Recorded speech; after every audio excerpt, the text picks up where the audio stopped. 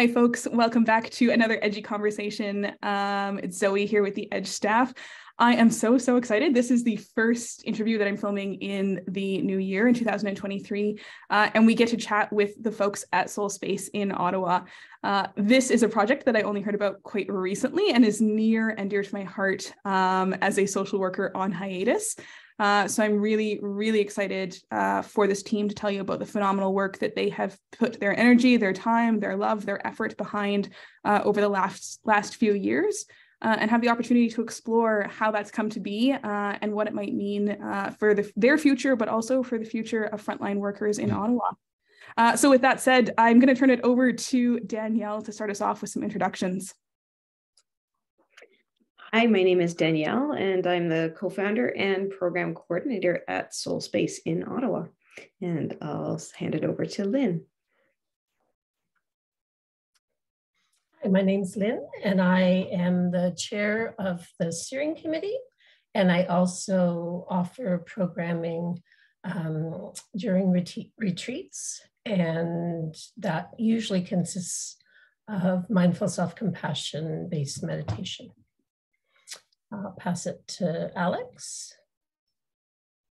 Hey everybody, my name's Alex. I'm part of the Frontline Worker Advisory Group, and I'm also the photographer for Soul Space.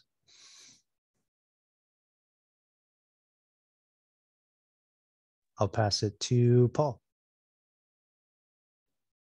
Hello, yeah, Paul Power. I'm also on the Frontline Advisory Group. I worked frontline in one of the big shelters here in Ottawa for 22 years, and I am now retired. And Soul Space reached out to me last summer for a retreat, and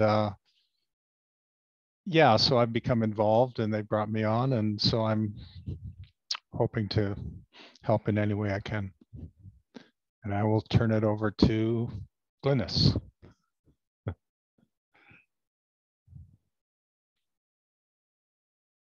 Oh, Glynis, your mic is off. I'll invite you to turn it on and tell us who you are and what you do.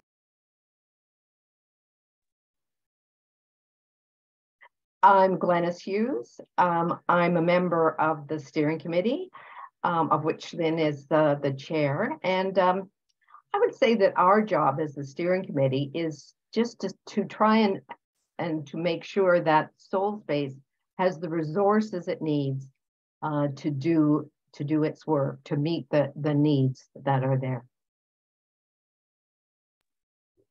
Wonderful. Thank you so much, folks. And I'm sure for everyone now who's gotten this far into this conversation, you're like, what is Soul Space? Tell me more. So I'll start with kind of this broad open-ended question for this team.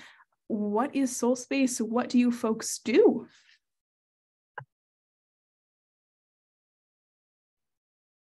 I can give a bit of an overview as to what Soul Space is. Soul Space is a wellness organization for frontline workers who are working with a plethora of different individuals, street entrenched to folks who are experiencing substance use disorder and multiple diagnoses and whatnot. Its range is beyond just that street level. We're, always trying to reach further and further, but our main mission is to provide wellness and healing to those frontline workers with things like day retreats and weekend retreats. We do clay workshops and other types of workshops, and we started doing our Soul Space cafes, which is regular meetups for frontline workers from all walks. That's the one space that we've really been able to extend our reach because the retreats and whatnot are a little bit more of organizations who are connected with Soul Space directly.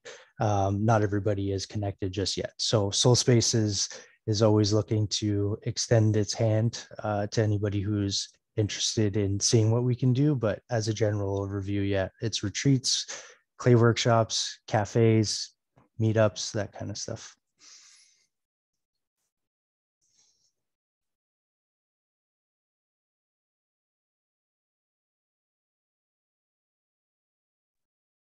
And I'll just add on to that, that our mission statement is attending to the spirits of street health and harm reduction workers, community and social service workers in Ottawa. And that's trying to address the fact that the work that the frontline workers do is really challenging work, not just in the sort of physical and emotional, but also in the mental and spiritual aspects. So we're really trying to support frontline workers through a sort of holistic lens, including the spiritual well-being of those frontline workers, because what they're seeing on the front lines by way of just inequities, social injustice, but also in terms of overdoses. It's stuff that's quite hard for anyone to process. And a lot of frontline workers are quite young as well and are grappling with these really difficult issues. So we're trying to attend to their spirits in the work that they are doing, because there's not always time to do that in the organizations and on the front lines that they work for. For me, the essence of it is it's a peer support group. And to be able to do that in person, of course, there hasn't been a lot of that over the years of COVID. And, you know, I worked with the union at the Shepherds for my whole time there. And most of our access to help, be it psychiatric help or counseling or whatever, was online. And so this personal aspect of it is extremely important, to come together. And for example, the coffee houses, Danielle has quite consciously said, we're not having an agenda here. We're not here to, you know, walk people through something. We're just here to share space and so I'm very thankful for that. And it's in development, and I think we're just in the next while we're going to have developing a monthly workshop with some kind of theme, and yeah, I'm hoping to be able to create something to add to that. Yeah. One additional thing I wanted to mention about the type of supports. You know, we often hear about how important it is for workers such as frontline workers to engage in self-care. And what we're promoting with Soul Space is the concept and the reality of collective care, so that people meet with their peers and then engage in some sort of activity that can be nourishing, nurturing, or even just fun. So it might be conversation, it might be creating with clay, it might be meditation, it might be yoga, it might be art. And the concept of doing it as collective care is an important one that's emerged as we've progressed over the last couple of years.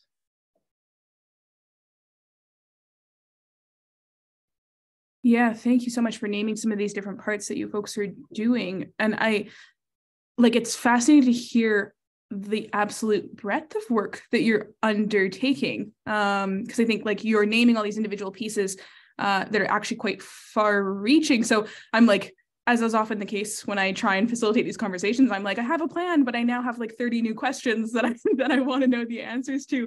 So I'm curious, like, how did you arrive at this point?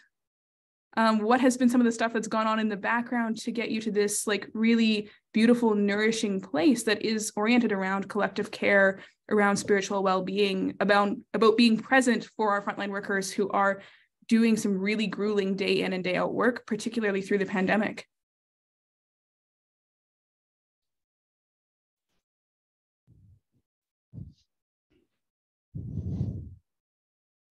Bobby.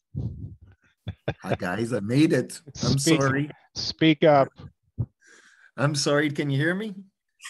Yes. Welcome, Bobby. I'm so glad you're here.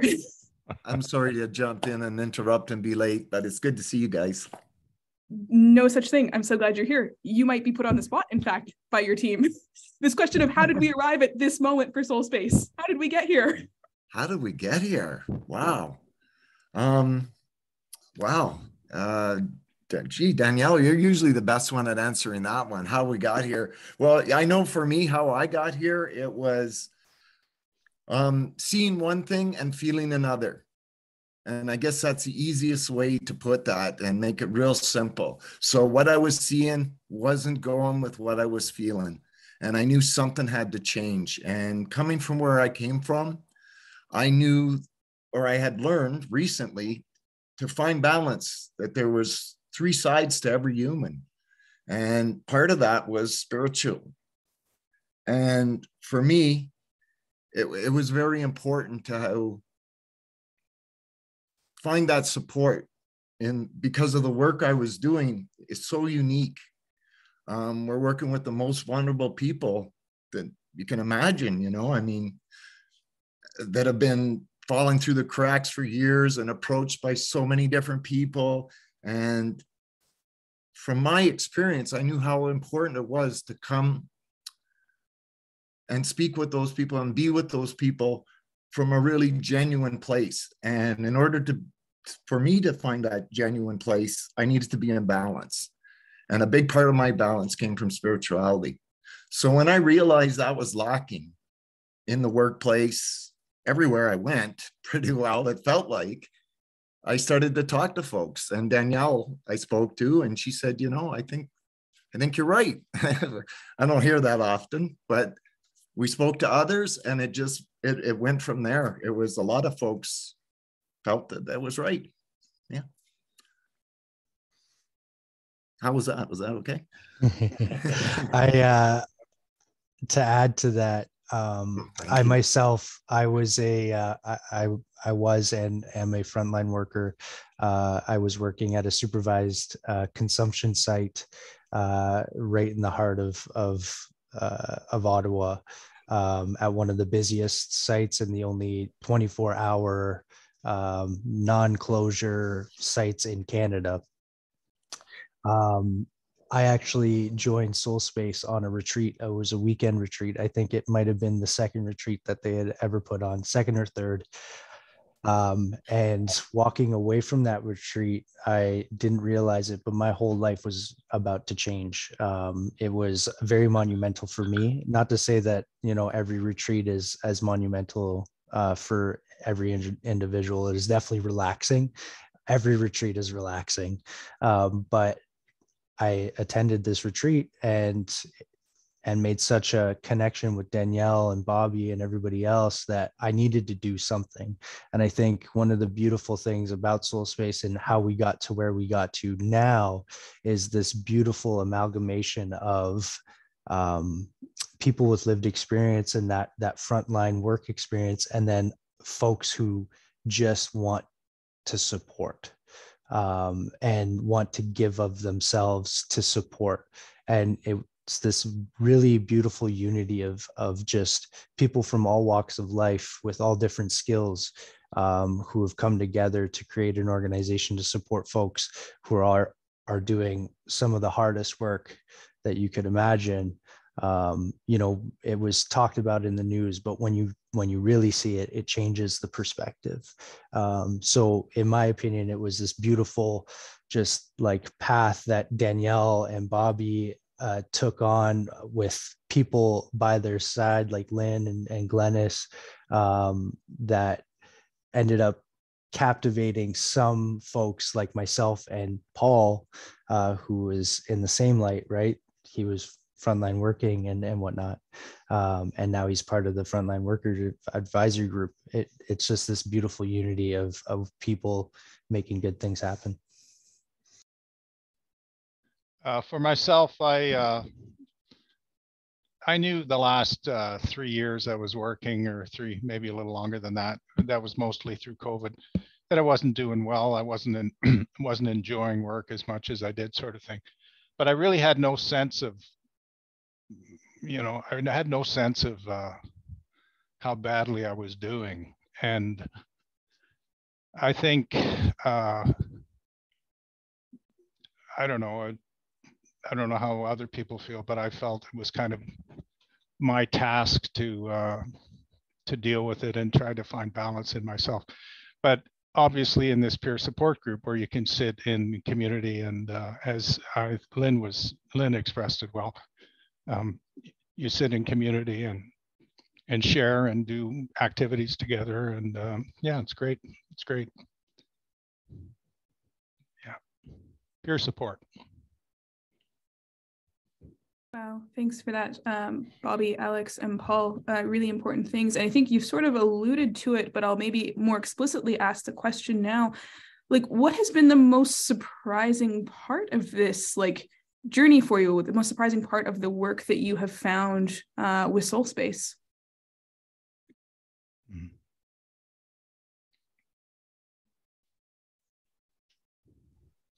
I guess this also ties into maybe later discussion, but for me, it's been about how, though we try to control things, that there's something bigger going on than us. And Bobby had to teach me this early on at one of our very first retreats, where I tried to plan everything to a T and control everything, and it just wasn't working no matter what I did. And he just said, whoa, just cool your jets, relax.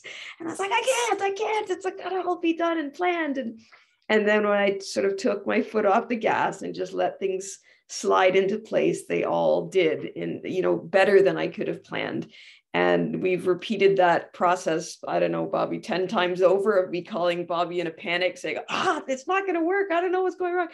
And we just take our foot off the gas and things all just slide into place. And that's been the experience that I've had that's been really surprising about, people coming to the table for the steering committee, people coming to the table for the frontline worker advisory group, for support providers stepping forward, for funding when we need it. Things have really just been the right time and the right place, but not because I'm, got a stranglehold on it, but because I actually just trust that things are going to work out. And just to follow on from Danielle's comments, I think that too has been the most surprising for me. The first time that I prepared for a workshop at a retreat and was offering mindfulness and self-compassion meditation. And I had my agenda, we need to do this and I need to teach this and they need to go away with it from this experience, knowing this and this and this and these skills. And oh my gosh, it's just come such a long way. And I've come such a long way from feeling like I have any idea what frontline workers will need on any given day. And it's been very liberating to realize that you can sort of take the pulse of the group on that particular day and see what might be most helpful and how important it is.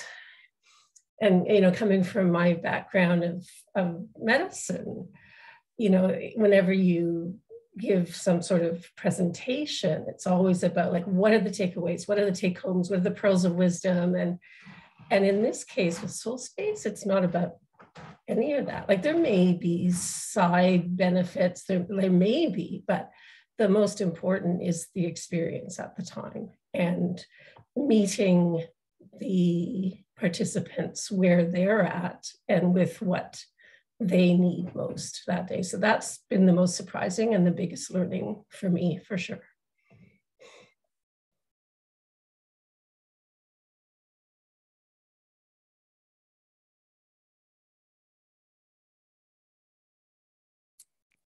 I think for me, the biggest thing surprising was seeing what a diverse group of people and different ways of connecting with each other and with Creator.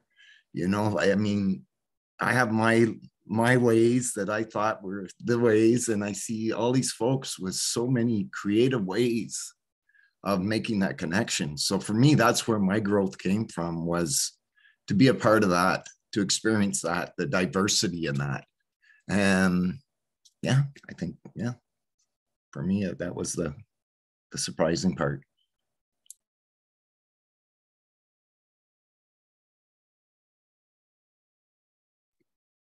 Wonderful. And it seemed like some of you perhaps have already articulated, maybe these are overlapping questions. If you could, or if it makes sense, can you articulate what the biggest learning has been for you? That might be a collective learning from the group as a whole, or that might be an individual learning. And I heard it a bit in Danielle's answer about what is it to kind of let go, hold a bit more loosely in our hands. So I'm sure there are lots of things that have been harvested throughout this process, but wondering if some of those things can be articulated.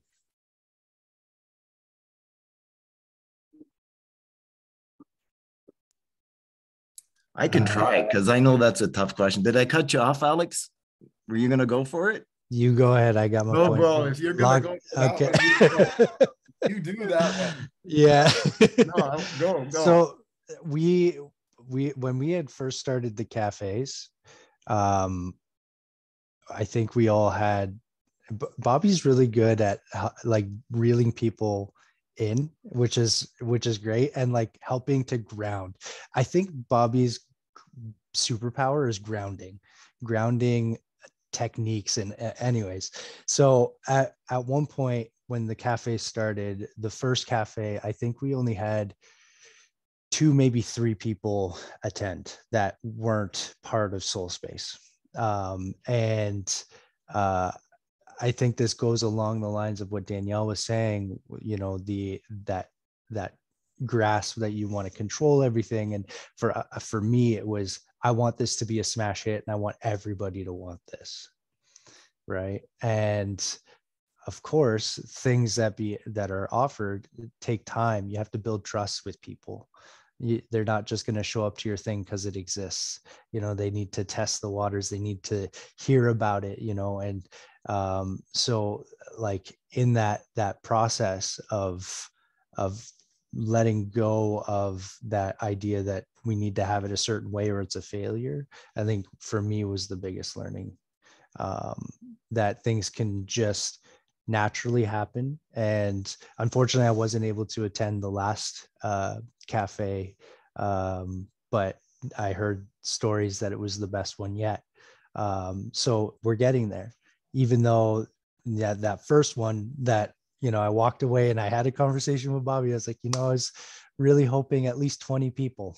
And he's like, but it starts here. It starts here. You know, just ground yourself in that thought. And I was like, all right. And then again, the best cafe that happened.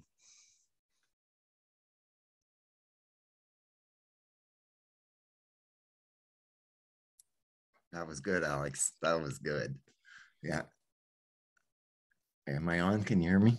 I just want to add to that, and it is for me the same thing. It's just learning to trust. So this whole thing began because of the grief and stuff that we were witnessing and going through, and the feelings that we were having. So learning to trust in the universe and in the Creator to give us and put us where we need to be. And that was the whole idea when we began this. That was our motivation at the time. And sometimes it's really hard to trust in that in this world, you know, like Alex was saying, right? You get all these things going on and it's like, oh, we want this to be so perfect. And it's taking that time to step back and to step out of the chaos and to trust in the universe and to trust in the Creator. And I still struggle with that daily. And that's why I feel that this is so important for the work that we do, because it is very chaotic at times. It can be. And it can be very taxing on our souls, you know. And so learning to be able to step back from that and not disassociate, but to take that time out of that man-made chaos and reconnect with yourself. It's so important in this work. It's like a shield. So, but yeah, thanks.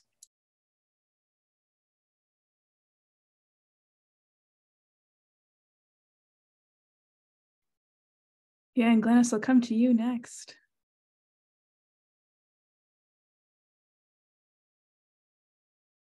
I think for me, one of the learnings has been, and it's related to what other people have said, but it's the great variety of activities and experiences that can provide support for people.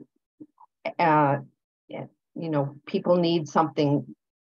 Each person may need something different, and they might need something different at any given time. What they might need at one gathering is not what they need at another gathering, but it's the tremendous willingness of people to offer what they can offer in response to the support that's needed.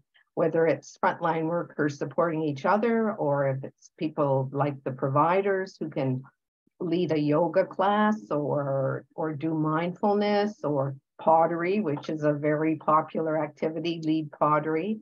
It's just been the willingness of people in every part of the project to pull to the center and to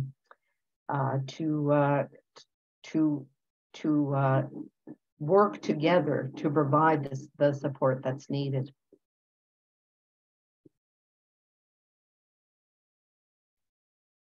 Incredible. These are like fascinating learnings, because I think that these could be extrapolated into a number of different like community projects, programs. And I think the approach or the way of like orienting yourself to this work that you've named here is so valuable and important. Like, how do we hold things loosely? How do we let go of control sometimes? How do we trust the process? How do we acknowledge that different things will fill different cups for different people at different times? I think you have tapped into what is like universal about what it means to be in community and what it means to sit with one another in a really authentic way. So thank you for finding the words and language to actually name that for us in this space. Is really, really important. I wonder, like, the word spiritual keeps coming up. A number of you have named it in different ways as you have talked about this work and what it means. I'm curious, what has it been like to like talk about spirituality, talk about spiritual care, talk about tending to our souls, particularly with folks who may or may not be engaged in their own spiritual practices, may or may not be engaged in like traditional church spaces? What has it been like to talk about spirituality, spiritual care, and soul care?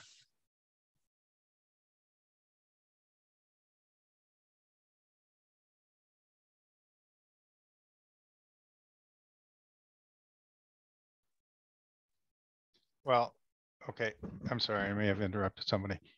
I think anybody who does this work is on some kind of spiritual path. I won't try to define it, but they've obviously committed to a greater good. But you can get lost in it. I think Bobby was alluding to that. You can just get lost and not know where you are. Yep. That's it for me. One of the things I was going to mention, because as you asked the question, I was thinking, yeah, I don't really talk about that with people during the retreats. I mean, if somebody makes a choice to want to explore something a little bit further, then yes. But I guess for me personally, like, this is a huge part of my spiritual path, doing this, being part of this wonderful space. And I think we've also been really careful to not overwhelm people with language around spirit or creator or God, because I think far too many people have been wounded in settings such as churches or banished because of behaviors. And so I think we've been really, really careful to not use any language that might be off-putting. Now, having said that, I think the other thing we really do is take a stance of great openness to whatever spiritual practices people would like to explore. And as I said, if somebody comes with a specific request or question or,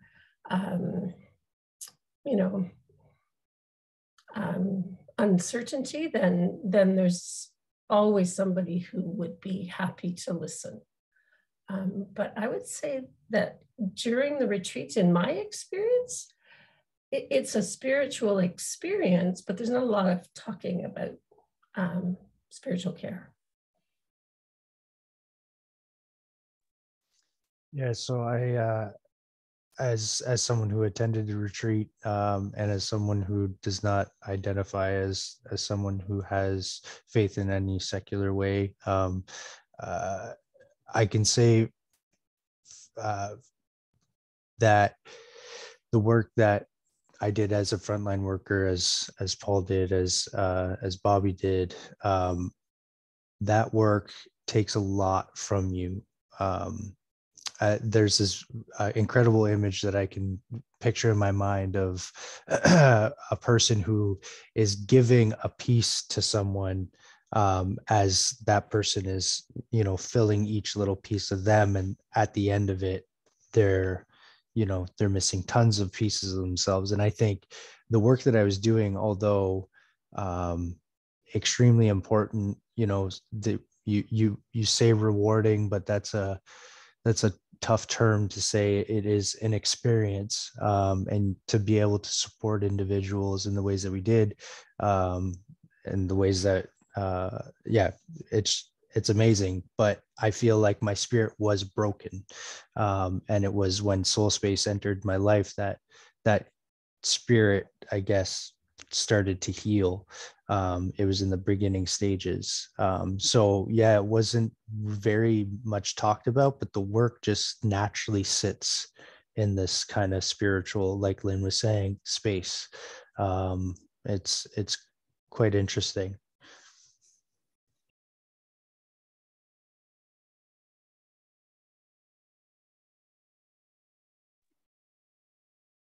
Wow, a bit speechless, frankly, which is perhaps what this is this collective experience that lends itself to being in community or being connected to one another.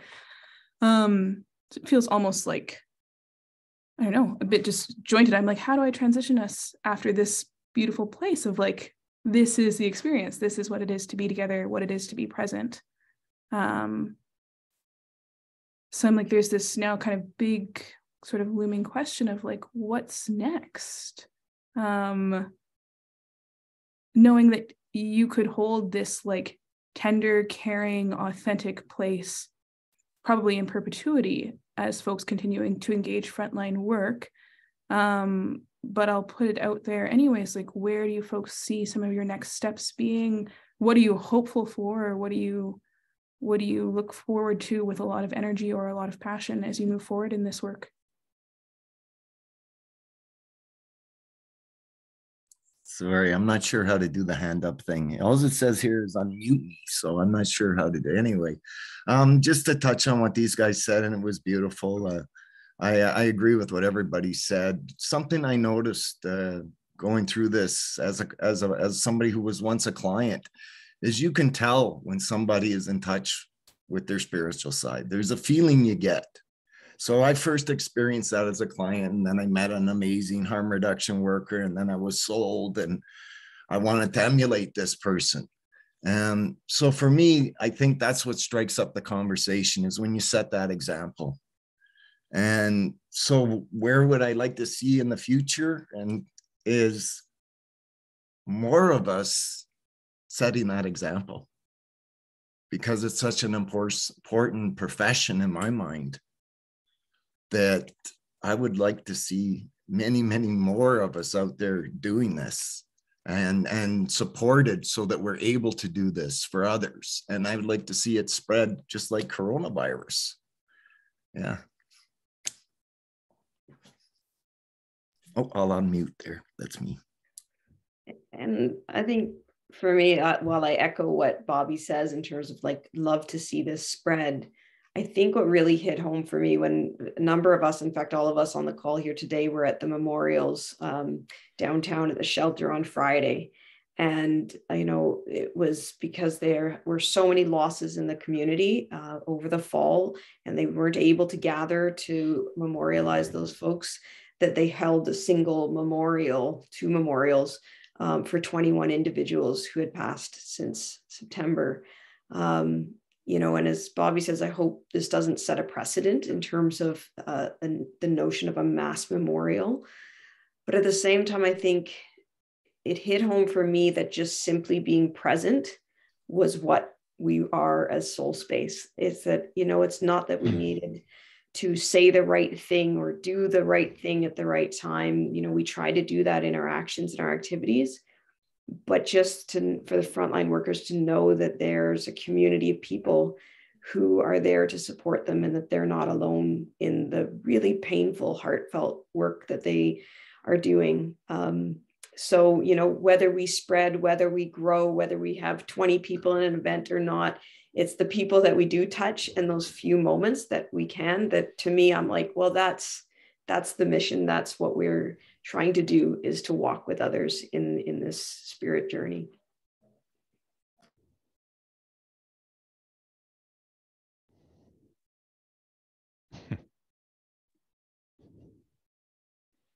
Incredible. I sit with immense gratitude and immense awe, so I'll leave the floor open. Closing comments, things we missed, things folks really want to add about the phenomenal work you have done so far and what I imagine to be a very bright future in the ways that you are showing up for each other and for the community in Ottawa. I feel like I talk a lot, but I just love this organization so much. I love Soul Space so much. It has been so important in my life, and I know it's been very important in others. And so just as like a closing statement on my end, if any frontline workers or any individuals, let's say in Ottawa, or if there's anything happening in your city that is similar to what Soul Space is doing, and you hear about it, and let's say you're offered the opportunity, it's going to be scary at first, but I think if you just step out in faith, I guess, you'll find a pretty incredible moment for yourself, which is the one thing that you don't ever do for yourself, is give yourself that moment. I'm very grateful that I took it, and very grateful that I can continue working this work. I'm now working frontlines again in a different realm, which I never thought I was going to be doing again. But to be able to continue working alongside Soul Space and impacting folks like I was impacted. Bobby talks about this individual that made this impact in his life. And what Danielle and Bobby don't, maybe realize is that they were those people for me, right? And we're going to be those people for others. And that's the best feeling. So let us take care of you for a moment so that you can take care of others. So that goes for anybody in Ottawa. You hear about us, you get an opportunity to go to a clay workshop or a retreat or whatever it may be, like take up that opportunity. If it's in your city and you have an opportunity to do something for yourself, I highly recommend it.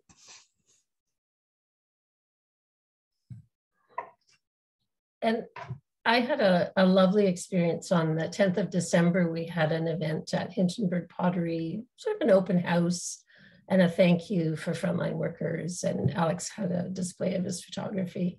And I was outside greeting people, and it was a really cold day. So we were all kind of, bundled up. And a young woman came along that I'd met at a retreat back in June. And so I, said hello and we chatted a bit. And then she went inside and did a few things, and she came out and she just looked at me and she said, "I love Soul Space."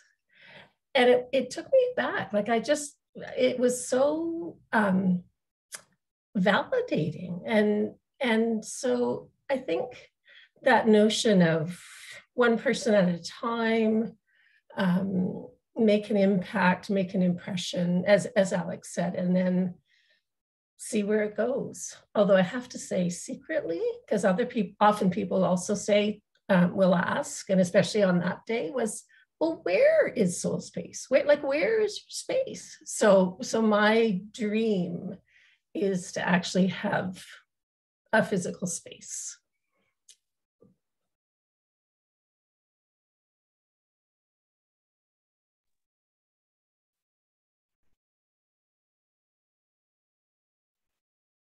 Incredible.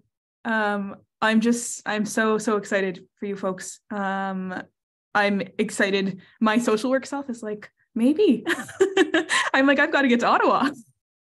Maybe that's the ticket back. I'm really, really, really pleased to share space with you in this short little block. I can see what bright lights you are in the realm of frontline workers, social service workers, social workers, in the ways that you are offering support in such a unique and really, I think, like foundational shift in how we think about this work and how we approach this work. So it's with immense gratitude that I get to sit with you this evening. For folks who have been watching along for this conversation, the links to Find Soul Space's website, to find their socials, will be below in the description box. Like always, you can reach out to us if you've got questions about how you might start something similar in your own community. If you're in the Ottawa area and you want to get connected, please reach out to them, or please reach out to us and we will put you in touch with them. And continue to support the phenomenal work that they're doing. And we really look forward, all of you here tonight, Danielle, Lynn, Alex, Paul, Bobby, Glenys, to really follow this story. I'm excited to see where it goes from here, and hope that in a year from now, we are maybe having a similar conversation with an update about where this has taken you. So with immense gratitude, thank you for your time. Thank you for your energy, both tonight and in all the work that you are doing. It is appreciated. Thank you